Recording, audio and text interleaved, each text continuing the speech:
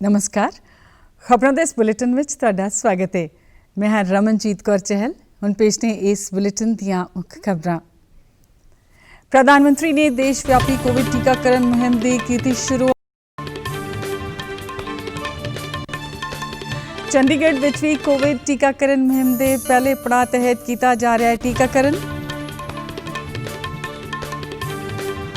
चंडीगढ़ प्रशासन ने 1 फरवरी तो 6वीं तो 8वीं तक दी जमातां दे सरकारी स्कूल खोलण दा कीता फैसला। ते हुण खबरां विस्तार नाल।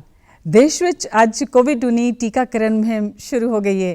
प्रधानमंत्री नरेंद्र मोदी ने वीडियो कॉन्फ्रेंसिंग राही दुनिया की सब तो वड्डी कोविड-19 टीकाकरण की इस मुहिम की शुरुआत की। उन्होंने इस मौके कहा कि भारत का कोविड-19 टीकाकरण प्रोग्राम मनुखी सिद्धांतां ते आधारित है और टीकाकरण की इस मुहिम तहत सब तो पहला उन्हां लोकां नूं टीका लगाया जाएगा जिन्हां नूं लाग दा सब तो वध खतरा है। वॉलंटियर आगे आ रहे हैं, मैं उनका स्वागत करता हूं।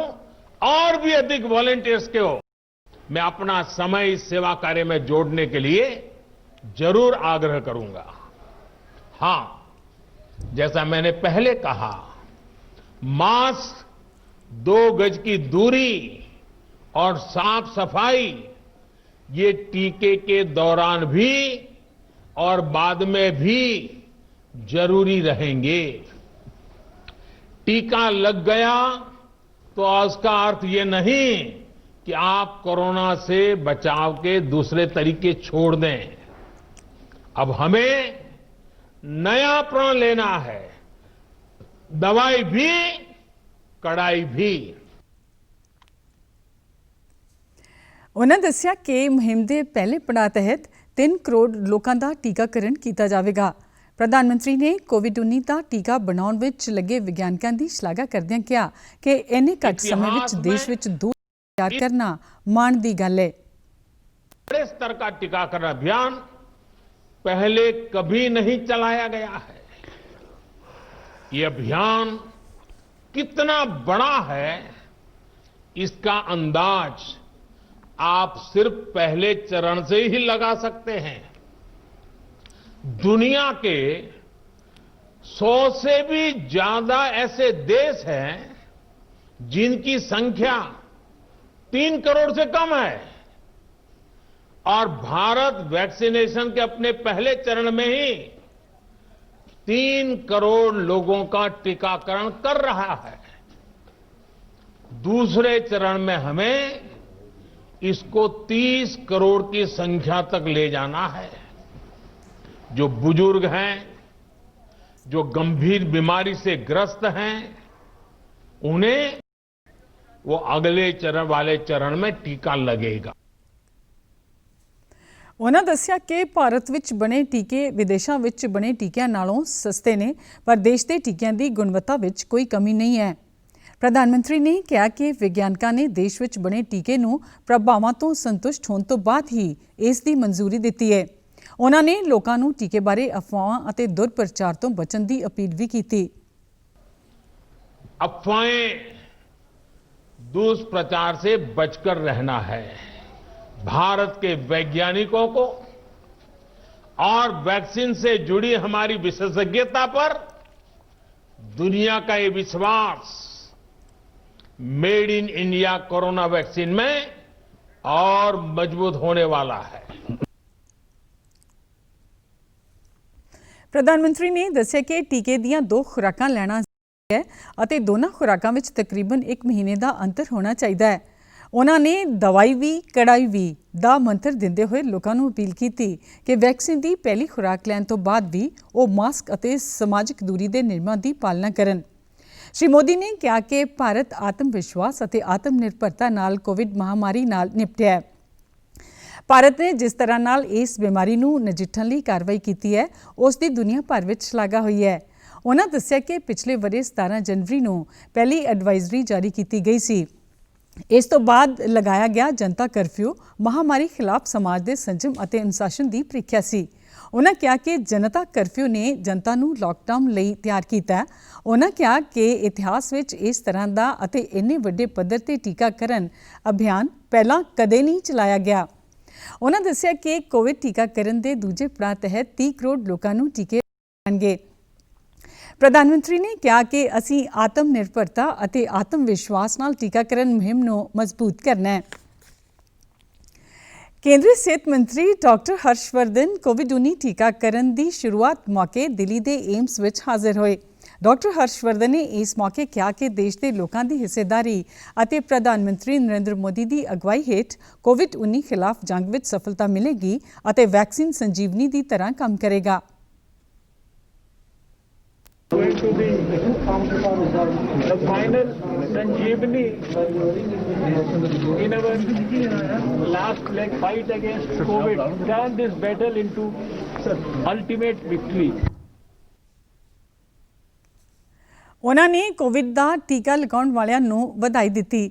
ਇਸ ਮੌਕੇ ਸਭ ਤੋਂ ਪਹਿਲਾਂ ਇੱਕ ਸਫਾਈ ਕਰਮੀ ਨੂੰ ਟੀਕਾ ਲਗਾਇਆ ਗਿਆ ਅਤੇ ਏਮਸ ਦੇ ਡਾਇਰੈਕਟਰ ਸੰਦੀਪ ਗੁਲੇਰੀਆ ਤੇ ਨੀਤੀ ਆਯੋਗ ਦੇ ਮੈਂਬਰ ਡਾਕਟਰ ਵਿਨੋਦ ਪਾਲ ਨੇ ਵੀ ਟੀਕਾ ਲਗਵਾਇਆ। ਦੇਸ਼ ਵਿਆਪੀ ਕੋਵਿਡ-19 ਟੀਕਾਕਰਨ ਮੁਹਿੰਮ ਤਹਿਤ ਚੰਡੀਗੜ੍ਹ ਵਿੱਚ ਵੀ ਟੀਕਾਕਰਨ ਸ਼ੁਰੂ ਹੋ ਗਿਆ ਹੈ। ਸੈਕਟਰ 16 ਦੇ ਸਰਕਾਰੀ ਹਸਪਤਾਲ PGI, ਸੈਕਟਰ 32, ਸੈਕਟਰ 45 ਹਸਪਤਾਲ ਵਿੱਚ ਟੀਕਾਕਰਨ ਕੇਂਦਰ ਬਣਾਏ ਗਏ। ਸੈਕਟਰ 16 ਦੇ ਹਸਪਤਾਲ ਵਿੱਚ ਸਭ ਤੋਂ ਪਹਿਲਾਂ ਸਫਾਈ ਕਰਮਚਾਰੀ ਵਰੁਣ ਨੂੰ ਟੀਕਾ ਲਗਾਇਆ ਗਿਆ, ਜਿਸ ਨੂੰ ਟੀਕਾ ਲਗਾਉਣ ਤੋਂ ਬਾਅਦ ਅੱਧੇ ਘੰਟੇ ਲਈ ਨਿਗਰਾਨੀ ਹੇਠ ਰੱਖਿਆ ਗਿਆ। UT ਸਿਹਤ ਸੇਵਾਵਾਂ ਦੇ ਡਾਇਰੈਕਟਰ ਡਾਕਟਰ ਅਮਨਦੀਪ ਕੌਰ ਕੰਗ ਨੇ ਵੀ ਵੈਕਸੀਨ ਲਗਵਾਈ। ਉਹਨਾਂ ਨੇ ਗੱਲਬਾਤ ਦੌਰਾਨ ਆਪਣਾ ਇੱਕ ਖਾਸ ਤਜਰਬਾ मीडिया ਨਾਲ ਸਾਂਝਾ ਕੀਤਾ। मैंने वैक्सीन लगवाई है, तो सिर्फ मामूली प्रिक हुआ था जैसे कोई टीका लगाने से होता है, एंड उसके बाद मैं ठीक हूँ, बिल्कुल कोई कुछ नहीं है, बिल्कुल सही है। आज की प्रक्रिया के बाद तो मुझे लगता है कि डर निकल जाएगा लोगों के मन में। एप्रीहेंशन, कोई भी नई चीज़ आती है उसके लिए हमेशा मन में लोगों के विचार रहते हैं कि सही है क्या, कैसा रहेगा, पर जैसे आज हेल्थ केयर वर्कर्स ने बढ़ चढ़ के आगे आके चंडीगढ़ में इंजेक्शन लगवा रहे हैं, जिसमें डॉक्टर्स हैं, IMA के मेंबर्स भी हैं हमारे, तो कल तक तो शंका निकल जाएगी। इतने लोग आज 400 के करीब आज लगवा लेंगे दिन के एंड तक, तो कल तक मुझे लगता है कि चंडीगढ़ की पॉपुलेशन को एक कोरोना योद्धाओं ने दोबारा से मैसेज दे दिया है कि आगे आइए, टीका लगवाइए और अपने देश को कोरोना मुक्त बनाएं। ਵਰੁਣ ਅਤੇ ਟੀਕਾ ਲਗਵਾਉਣ ਵਾਲੇ ਹੋਰ ਸਿਹਤ ਕਰਮੀਆਂ ਨੇ ਟੀਕਾਕਰਨ ਲਈ ਖੁਸ਼ੀ ਜ਼ਾਹਿਰ ਕੀਤੀ।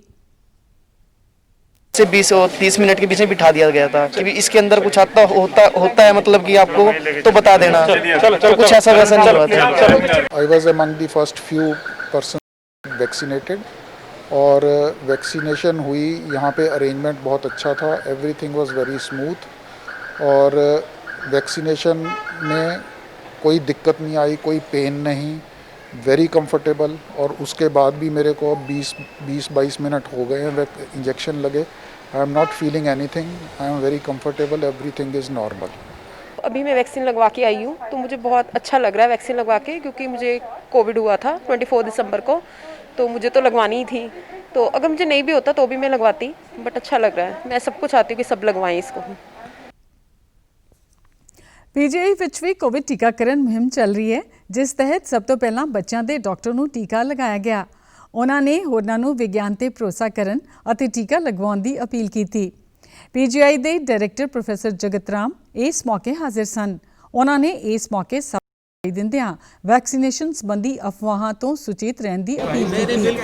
बिल्कुल गलत है, बिल्कुल निराधार है कि इसका कोई मेजर साइड इफेक्ट है, ऐसी कोई भी बात नहीं है। बिल्कुल एकदम सेफ है, बिल्कुल सुरक्षित है, इससे कोई डरने की बात नहीं है। जैसे कि लोग काफ़ी अफवाह उड़ा रहे हैं कि इससे कोई इस तरह की नहीं, ऐसे कुछ भी नहीं है, ना कोई इम्पोर्टेंसी वाली बात है, ना कोई और कोई ऐसे खतरनाक, कोई भी इससे कोई रिस्क, मेजर रिस्क नहीं है। ਸੈਕਟਰ 32 ਦੇ ਸਰਕਾਰੀ ਮੈਡੀਕਲ ਕਾਲਜ ਤੇ ਹਸਪਤਾਲ ਅਤੇ ਸੈਕਟਰ 45 ਦੇ ਹਸਪਤਾਲ ਵਿੱਚ ਵੀ ਟੀਕਾਕਰਨ ਮੁਹਿੰਮ ਸਫਲਤਾ ਦੇ ਨਾਲ ਜਾਰੀ ਹੈ। ਸ਼ਹਿਰ ਵਿੱਚ ਅੱਜ ਕੋਵਿਡ-19 ਟੀਕਾਕਰਨ ਦੇ ਪਹਿਲੇ ਪੜਾਅ ਤਹਿਤ ਤਕਰੀਬਨ 100 ਲੋਕਾਂ ਨੂੰ ਟੀਕਾ ਲਗਾਇਆ ਜਾ ਰਿਹਾ ਹੈ। ਪੰਜਾਬ ਅਤੇ ਹਰਿਆਣਾ ਵਿੱਚ ਵੀ ਕੋਵਿਡ ਟੀਕਾਕਰਨ ਮੁਹਿੰਮ ਦੀ ਸ਼ੁਰੂਆਤ ਹੋ ਗਈ ਹੈ। चंडीगढ़ के प्रशासक वीपी सिंह बदनौर ने कोविड-19 संबंधी समीक्षा मीटिंग दौरान कोरोना वायरस दौरान की मौजूदा स्थिति बारे जायजा लैंदियां सरकारी स्कूलों में 6वीं तो 8वीं तक ਦੀਆਂ जमातां 1 फरवरी तो खोलण का फैसला किया है, जिस ਲਈ विद्यार्थियों के मापिਆਂ ਵੱਲੋਂ लिखती प्रवानगी जमा करवानी जरूरी होगी।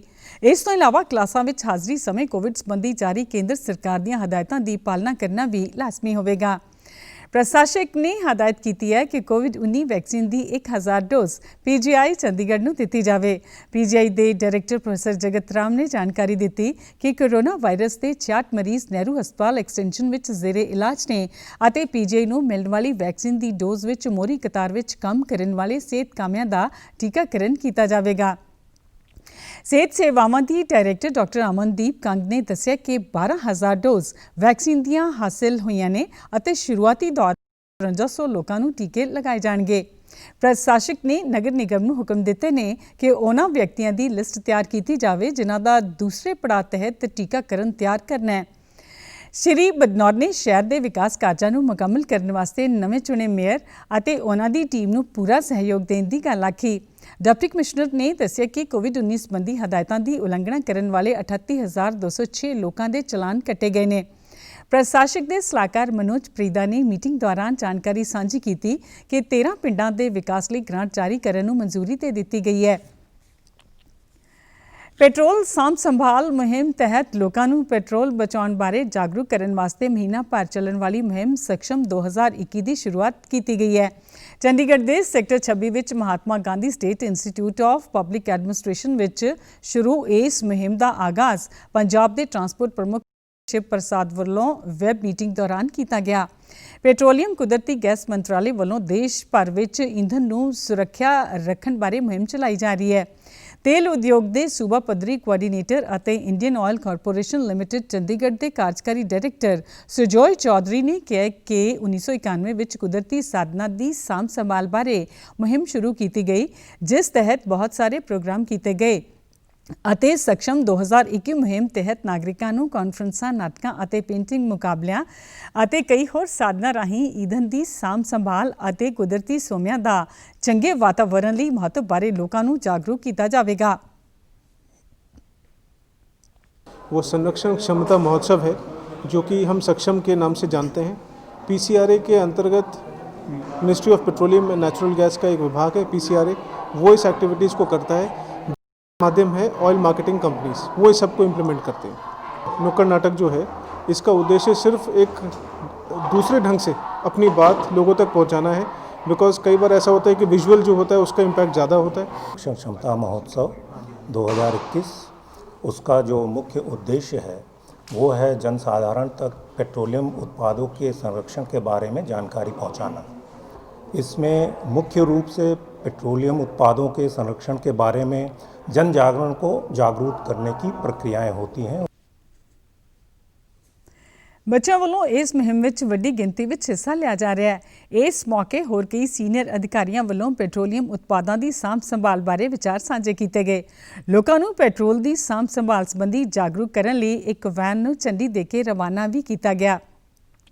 सक्षम कौमी मुकाबले 2021 PCR नवी करवाए जा रहे हैं, जो कि 10 फरवरी तक होंगे और जेतुआं नूं नगद पुरस्कार दिते जाएंगे। 18 जनवरी तो बाघा बॉर्डर तो कन्याकुमारी तक होने वाली पहली ड्राइव सेफ कौमी चैंपीयनशिप विच महिला ड्राइवरों वालों हिस्सा लिया जाएगा। सुरक्षित ड्राइविंग नूं हुलारा देने वास्ते चंडीगढ़ समेत देश के ਵੱਖ-ਵੱਖ हिस्सों तो इस चैंपीयनशिप दौरान कौमी सड़क सुरक्षा महीने के संबंध बारे भी जागरूक किया जाएगा। चंडीगढ़ प्रेस क्लब विच इस चैंपीयनशिप बारे जानकारी साझी की गई। पंजाब के ADGP ट्रैफिक SS चौहान इस मौके मुख्य मेहमान वजों हाजिर हुए। उन्होंने कहा कि हादसों को घट करने की दिशा विच पिछले कई सालों विच काम किया गया है, जिस के नतीजे सामने आ रहे हैं। तक हम इस बिहेवियर को नहीं चेंज करते हैं तब तक हम एक्सीडेंट्स नहीं ला सकते हैं। और दूसरी बड़ी इंटरेस्टिंग बात होती है, फॉरेन कंट्रीज में देखा गया, हम अपने भी करते हैं, कोई ट्रैफिक रूल वायलेट कर रहा है उसको गुलाब दे रहे हैं। ये भाई कौन सा मोटिवेशन हुआ? हमें पॉजिटिव मोटिवेशन देना चाहिए। जो लोग अच्छा कर रहे हैं उनको अप्रिशिएट करो। हाँ, पेपर में जरूर छप जाएंगे कि एक उसको रोज दे दिया, और यही जो हेला ने और नया इनिशिएटिव लिया, यस, रिवॉर्ड दो। ਡਰਾਈਵ ਸਮਾਰਟ ਡਰਾਈਵ ਸੇਫ ਦੇ ਪ੍ਰਧਾਨ ਰਮਾ ਸ਼ੰਕਰ ਪਾਂਡੇ ਅਤੇ ADGP ਨੇ ਦੱਸਿਆ ਹੈ ਕਿ 5 ਔਰਤਾਂ ਵਿੱਚ 3500 ਕਿਲੋਮੀਟਰ ਦੀ ਇਹ ਦੌੜ ਹੋਵੇਗੀ, ਜਿਸ ਵਿੱਚ ਉਹ ਆਪਣੇ ਆਪ ਨੂੰ ਸਾਬਿਤ ਕਰਨਗੀਆਂ। ਰਮਾ ਸ਼ੰਕਰ ਪਾਂਡੇ ਨੇ ਦੱਸਿਆ ਕਿ ਡਰਾਈਵ ਸਮਾਰਟ ਡਰਾਈਵ ਸੇਫ ਇੱਕ NGO ਹੈ ਜਿਸ ਦਾ ਮੰਤਵ ਲੋਕਾਂ ਨੂੰ ਸੜਕ ਸੁਰੱਖਿਆ ਬਾਰੇ ਸਿੱਖਿਅਤ ਕਰਨਾ ਹੈ ਅਤੇ ਦੇਸ਼ ਦੀਆਂ ਸੜਕਾਂ ਤੇ ਹਾਦਸਿਆਂ ਵਿੱਚ ਹੋਣ ਵਾਲੀਆਂ ਮੌਤਾਂ ਵਿੱਚ ਕਮੀ ਲਿਆਉਣਾ ਹੈ।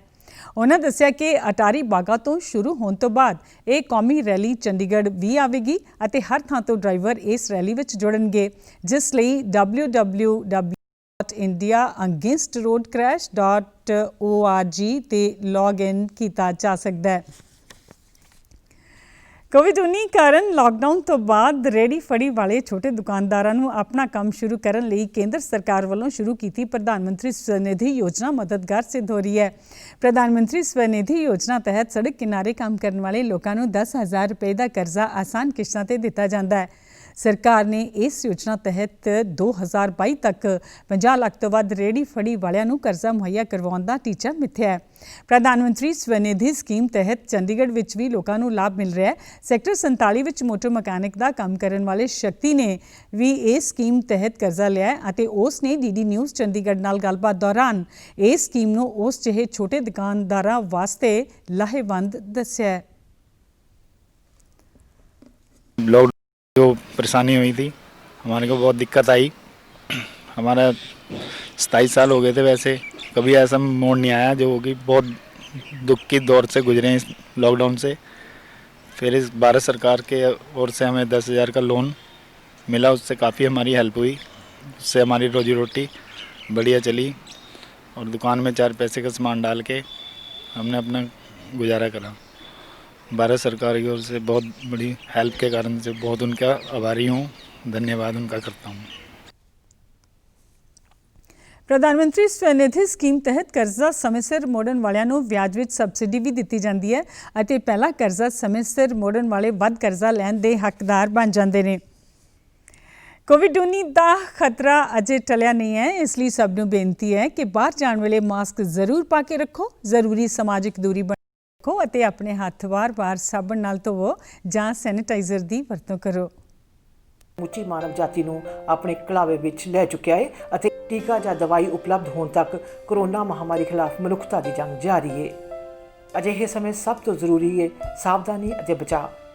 ਫੇਸ ਮਾਸਕ ਕੋਰੋਨਾ ਤੋਂ ਰੋਕਥਾਮ ਦਾ ਸਭ ਤੋਂ ਪ੍ਰਭਾਵਸ਼ਾਲੀ ਤਰੀਕਾ ਸਾਬਤ ਹੋਇਆ ਹੈ। ਵਿਸ਼ਵ ਸਿਹਤ ਸੰਗਠਨ ਅਤੇ ਮਾਹਰਾਂ ਦੀ ਖੋਜ ਦਾ ਵੀ ਇਹੋ ਨਤੀਜਾ ਹੈ ਕਿ ਮਾਸਕ ਨਾਲ ਮੂੰਹ ਅਤੇ ਨੱਕ ਨੂੰ ਚੰਗੀ ਤਰ੍ਹਾਂ ਢੱਕ ਕੇ ਕੋਰੋਨਾ ਲਾਗ ਨੂੰ ਘੱਟ ਕੀਤਾ ਜਾ ਸਕਦਾ ਹੈ। बिना मास्क या फेस कवर के घर से बाहर निकलने की अभी कल्पना करना भी सही नहीं है।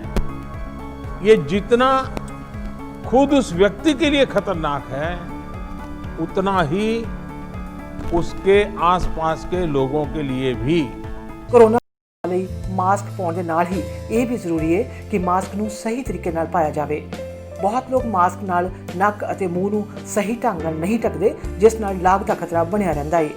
ਤੁਸੀਂ ਵੀ DD ਨਿਊਜ਼ ਦੀ ਖਾਸ ਮੁਹਿੰਮ ਮਾਸਕ ਅਪ ਇੰਡੀਆ ਨਾਲ ਜੁੜੋ ਅਤੇ ਤੁਸੀਂ ਸਾਡੇ ਸਮਾਚਾਰ YouTube channel DD news Chandigarh, Facebook DD news Chandigarh ਅਤੇ Twitter handle DD news CHD ਤੇ ਵੀ ਦੇਖ ਸਕਦੇ ਹੋ। ਇਸ ਦੇ ਨਾਲ ਹੀ ਖਬਰਾਂ ਦਾ ਬੁਲੇਟਿਨ ਖਤਮ ਹੁੰਦਾ ਹੈ। ਆਗਿਆ ਦਿਓ। ਨਮਸਕਾਰ।